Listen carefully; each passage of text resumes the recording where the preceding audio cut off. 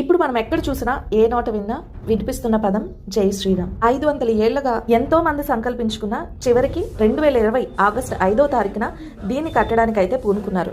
మొత్తానికి జనవరి 22, 2024 తారీఖున బాలరాముని ప్రాణ ప్రతిష్ఠ గౌరవనీయులైన శ్రీ నరేంద్ర మోదీ గారి చేతుల మీదుగా జరిగింది. ఇంత గొప్ప విషయాన్ని మామూలుగా చెప్పే కన్నా పిల్లలందరికీ ఒక మోడల్ రూపంలో తయారు చేసి ఆ గుడిని చూపించి ఈ విధంగా చెప్తే పిల్లలు మరింత ఉత్సుకతతో వింటారని టీచర్గా వర్క్ చేస్తున్న నా ఫ్రెండ్ ఈ మోడల్ని అయితే తయారు చేసిందనమాట.